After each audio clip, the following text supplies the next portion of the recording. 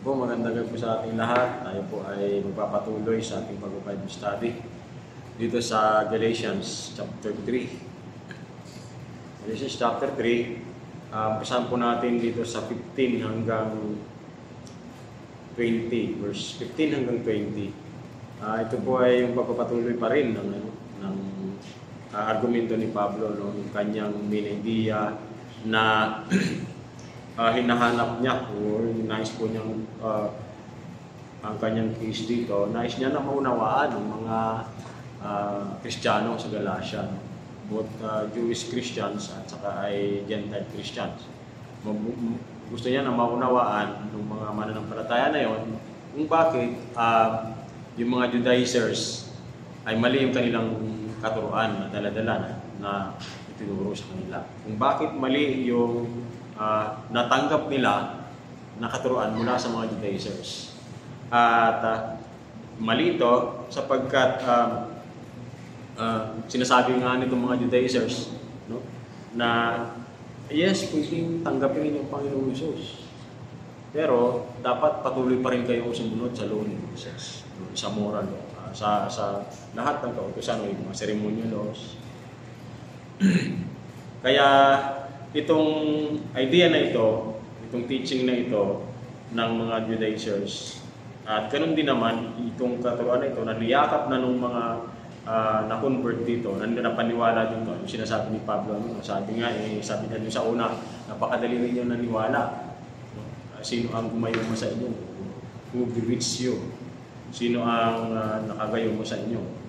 Na napaniwala, ito yung sila doon sa another gospel. Ito yung sinasabi ni Pablo dito, yun yung another gospel na tinuturo ng mga Judaizers. Ngayon, inatake po ito ni Pablo dito sa huli, sa last part ng, dito sa kabuuan po ng chapter 13, dito sa mga unang diniscuss natin yung nakaraan. Una ay pinakita po niya doon sa mga Kristiyano, sa mga mananampalataya na dapat nilang maunawaan na tinanggap po nila as Christian yung Holy Spirit sa pamamagitan ng pananampalataya at hindi sa pamamagitan ng pagsunod sa kautusan. Kasi nung natanggap po nila yung Holy Spirit nung sila ay sumampalataya sa Panginoon at hindi nung sila ay sumunod sa kautusan. So sabi ni Pablo, kayo ay natanggap na ninyo yung Banal na Espiritu nung kayo ay naglagat ng inyong buhay sa Panginoon kay Jesus, kung sumampalataya kayo. When you have entrusted your life to Christ, no? Hindi dahil sa pagsunod niyo sa kautusan. Bakit ngayon? Kailangan ninyong sumunod sa kautusan para kayo masave ulit. Diba? Parang magulo, no? Tinanggap na niyo yung Holy Spirit kasi dahil sa pananampalataya ninyo kay Christ. Pero ngayon, susunod kayo sa law, sa kautusan, para kayo masave. Diba? So, yun yung unang ni Pablo, nais niyang ipaunawa dito sa mga nananampalataya sa Galatia. At pangalawa naman, ginamit po niya dito yung example ng Old Testament. Of course, yung halimbawa ng pananampalataya ni Abraham, no? Na si Abraham ay pinawalang sala ng Diyos sa pamamagitan ng kanyang pananampalataya at hindi dahil sa pagsunod sa kautusan. So, pinakita po niya dito na ang tao ay nag-justify, napapawalang sala, hindi dahil sa pagsunod sa letra ng kautusan, kundi dahil sa pananampalataya sa Panginoon. At ginawa niyang halimbawa si Abraham mismo dito. At pagdating po dito sa verse 15, no? Yung punto ni Pablo dito ay yung idea niya ay mayroong itong legal aspect, no? Sabi dito sa verse 15, mga kapatid, narito ang isa pang karaniwang halimbawa kapag nalagdaan na ang isang kasunduan, ibig sabihin po ay napagtibay na talaga. Ito yung tumutukoy ito doon sa covenant ng Diyos kay Abraham. Makikita po natin yan sa Genesis chapter 12, no? Chapter 12:3, nakipag-tipans ang Diyos kay Abraham, kay Isaac, at ganoon din kay Jacob. Tatlong yun, ang mga patriarka. At sabi dito, hindi na ito, kapag nalagdaan na ang isang kasunduan, hindi na ito mapapawalang sala, o mapapawalang saysay rather, ni madaragdagan. Ang idea po ni Pablo dito marahil ay para maunawaan marahil yung mga Greek na Christians na kasi yung sa Griego ay ang batas nila doon kapag ang isang nakipagtipan, bumuo ng covenant, no, ng will, yung will of testament ay namatay na, hindi na pwede talagang baguhin yung kanyang wala nang pwedeng magbago nun yung kanyang nilagdaan na tipan. Makikita natin si Abraham, si Jesus Christ, no, na sila talaga yung punto dito. At sabi dito, hindi sinasabi at sa kanyang mga supling na tinutukoy ay marami kundi at sa iyong supling na iisang tinutukoy at ito'y si Kristo. Ito po ay interpretation ni Pablo doon sa Genesis. Yun nga yung covenant, no, ng Panginoon kay Abraham. Pag tinignan natin yung chapter 28 verse 14 ng Genesis so basahin po natin para mas malinaw. Genesis chapter 28 verse 14.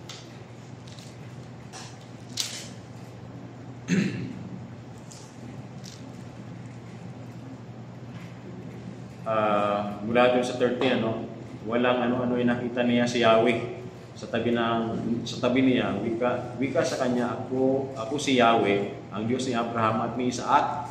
Ito yung pakikipag-usap ng Diyos kay Jacob. Pero ganito rin yung sinabi ng Panginoon sa chapter 12 ng Genesis kay Abraham mismo. Sabi dito, ako si Yahweh, ang Diyos ni Abraham at ni Isaac. Ang lupain ito na iyong hinihigaan ay ibibigay ko sa iyo at sa iyong lahi.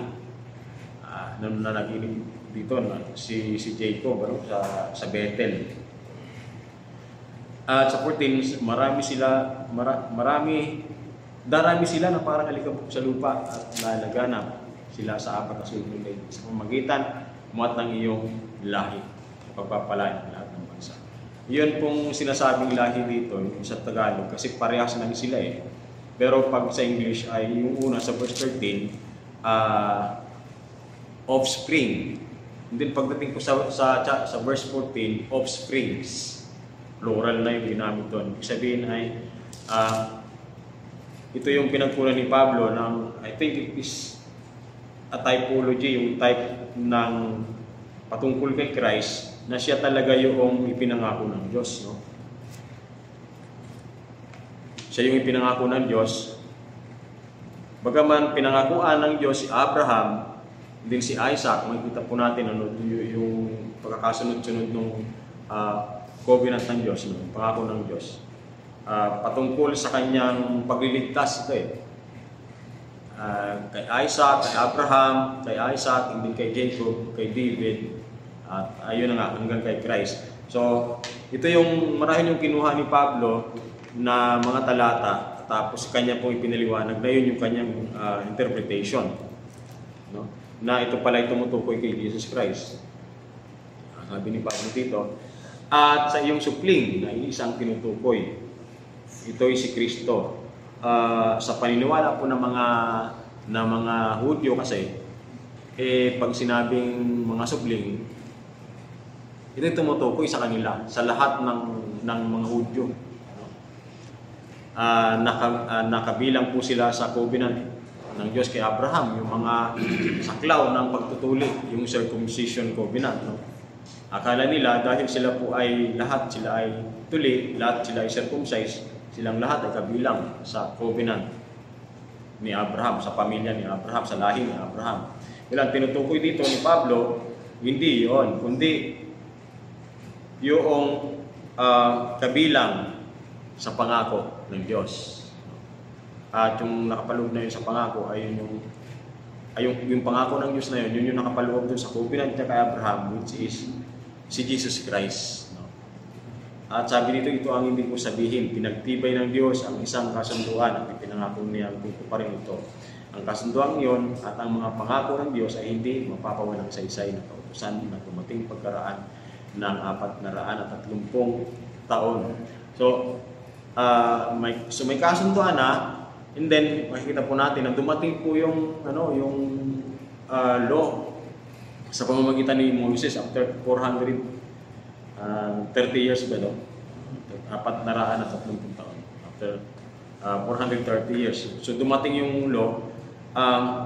Kasi ang nangyayari sa panahon na iyan, pinapawalang bisa itong mga Judaizers yung covenant, yung pangako ng Diyos na yung pagliligtas talaga ng Diyos, ito ay sa pamamagitan ng kaloob ng Diyos by the grace of God, sa pamamagitan ni Kristo.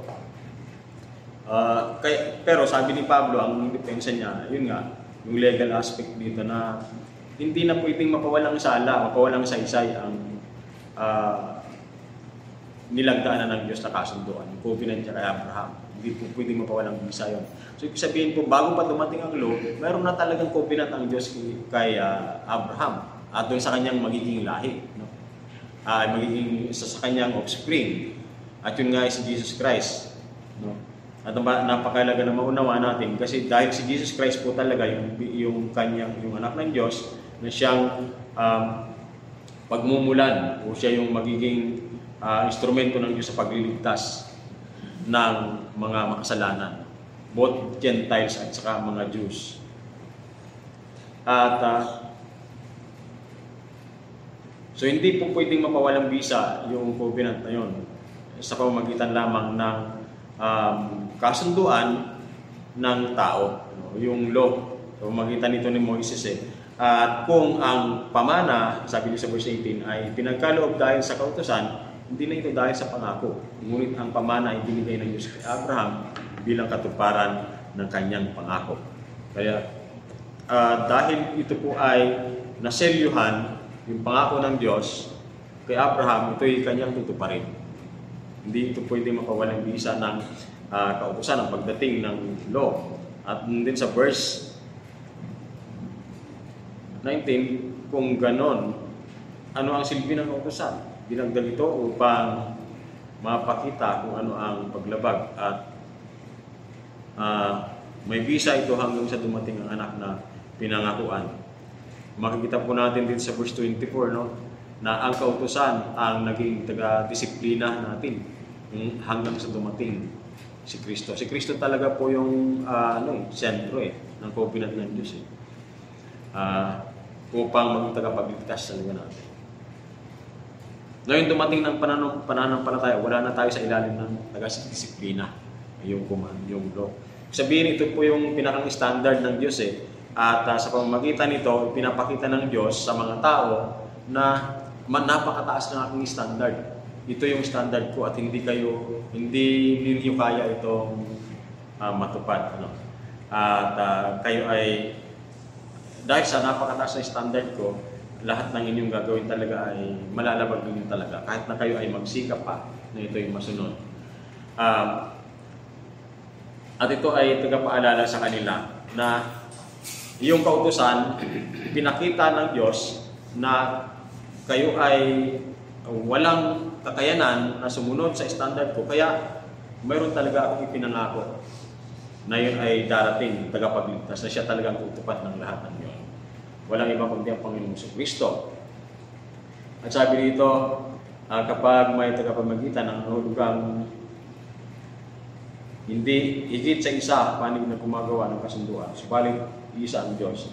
So kung susundin, nakaugnay pa rin doon, tinutukoy pa rin ni Pablo dito yung mga ginagawa, yung pagtuturo, yung mga tinuturo ng Judaizers na kailangan pa rin sumunod sa law.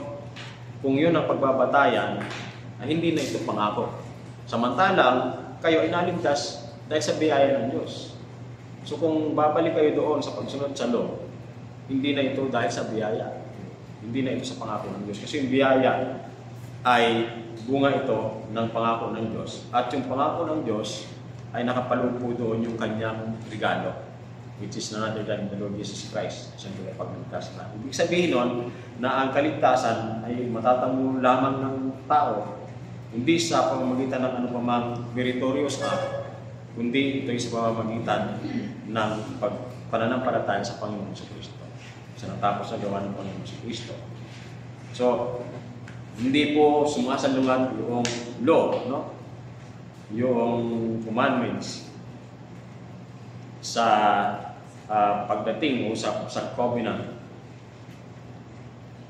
kundi ito ay tinupad ng Panginoong Kristo. Yung lahat na nakasulat doon. Ang Panginoong Kristo ang nakatupad ng lahat ng iyon, nakaganap ng lahat ng iyon.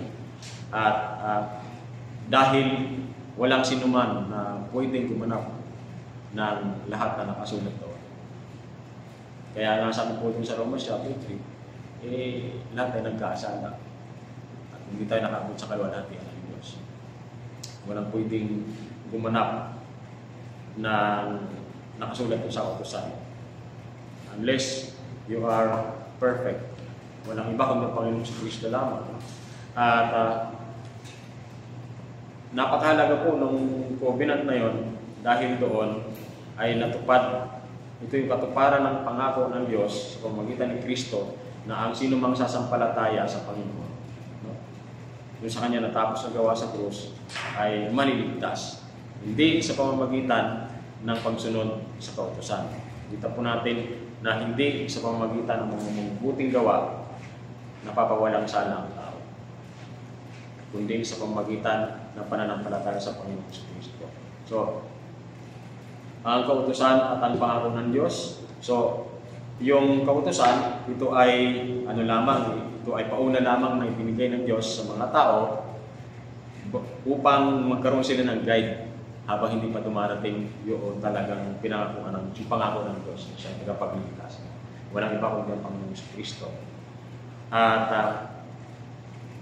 dahil dito sa pagpipilit ng mga Judaizers na yan, na yung mga Kristiyano, both Jews at saka ay mga Gentile, ay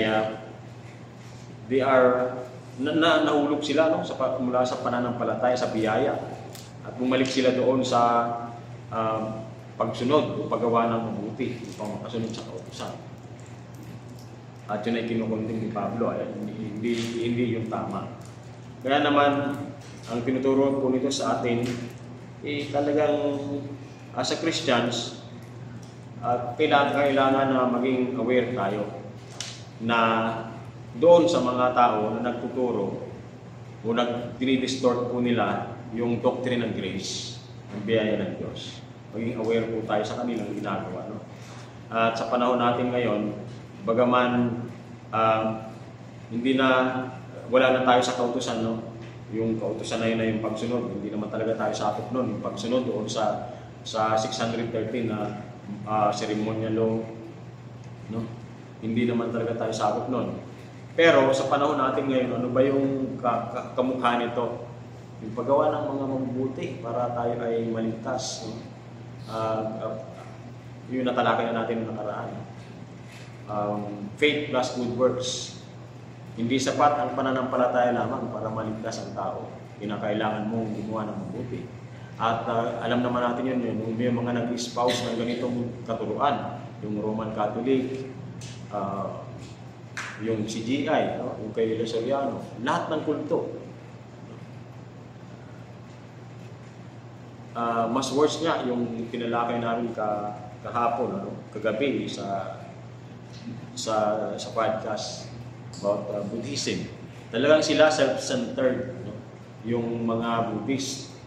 At ang kaligtasan nila kapag na-overcome nila yung mundo, yung sarili nila, ayun ang kaligtasan para sa kanila.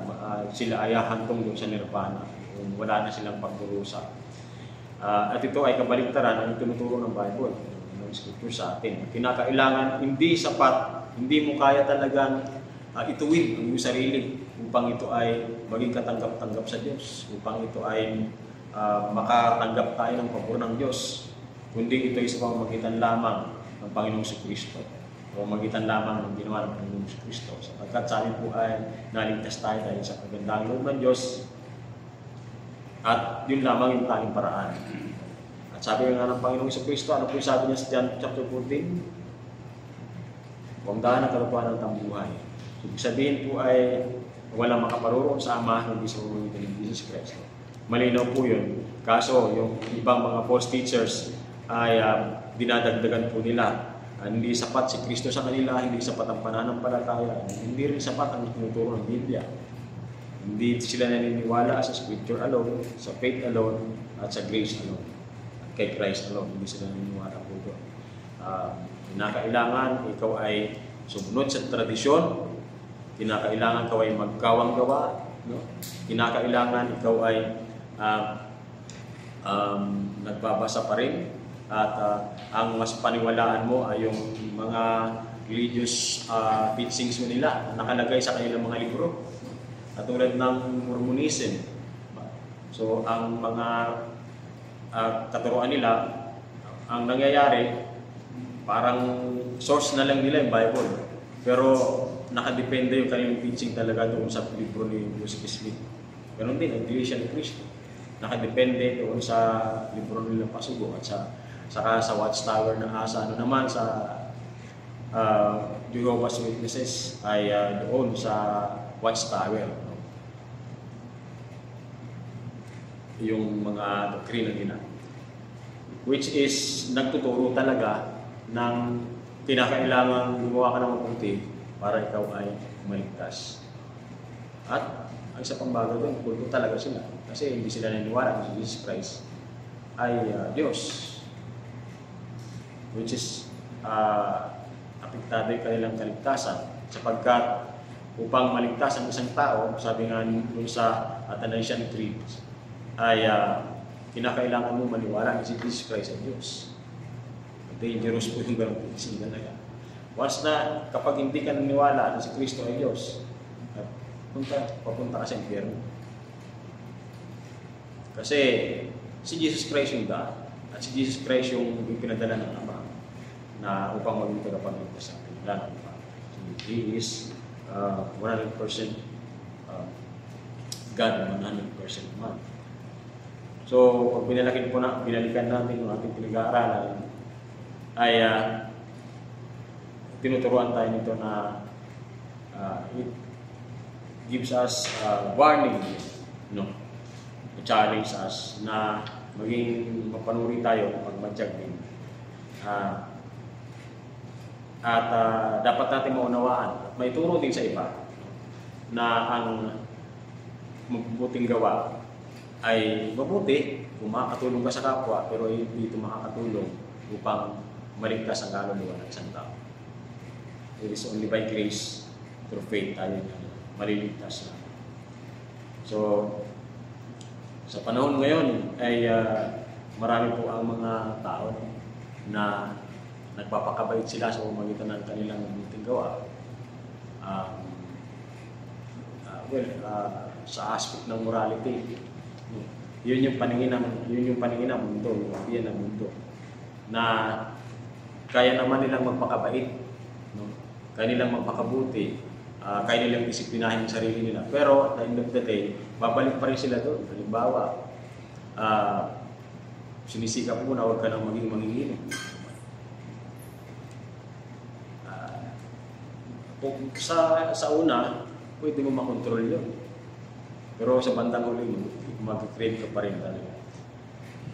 Sa amin ay mayroong isang chain smoker.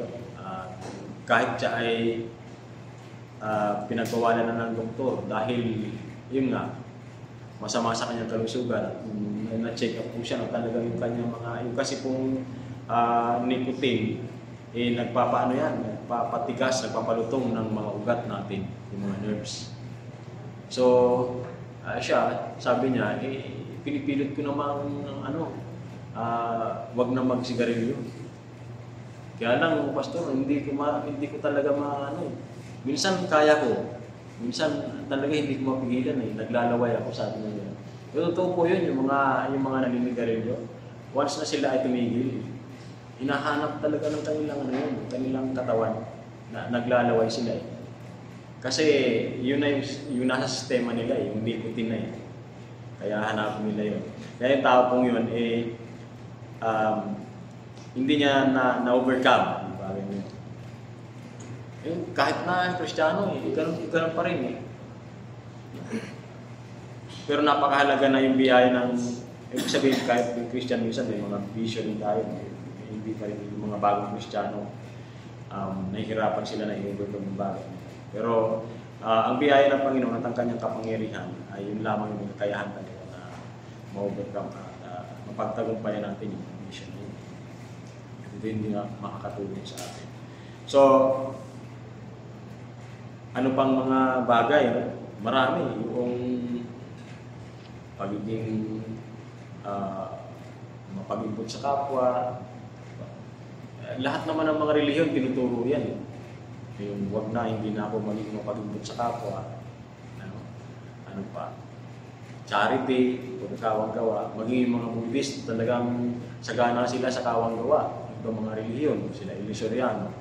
Pero, ayun ang problema po doon ay hindi nga yung consistent eh. Kasi, bakit? Nakabase sila doon sa mabuting gawa, pero kapag mayroon silang nalabag na isa, diba? Nag-isip ka ng masama sa iyong kapwa, pero gumagawa ka ng mabuti, nakakasala ka pa rin. Anong solusyon? Yung biyaya ni Kristo talaga yung solusyon lamang. Kaya tayo mga Kristiyano, nakadepende tayo sa biyaya ng Panginoon. Na talaga tayo napawalang sala na. At yes, we have weaknesses pa rin. Nakakagawa pa rin tayo ng kamalian. Pero hindi tayo nakadepende sa atin. Na sinisikap natin talaga na sa sarili natin na maging matuwid. Hindi ito yung pagsisikap natin na ito ay bunga ito ng grasya ng Panginoon. Na at the end of the day ay siya yung gumagawa talaga sa atin. Sabi ko sa Philippians chapter 2 verse 12 hanggang 13, no? Na bagaman wino-work out natin yung salvation natin, pero ang Panginoong Kristo pa rin naman talaga ang gumagawa. So, hindi po sa pamamagitan ng mabuting gawa, kundi sa pamamagitan ng biyaya ng Panginoong Kristo lang tayo ay makakaroon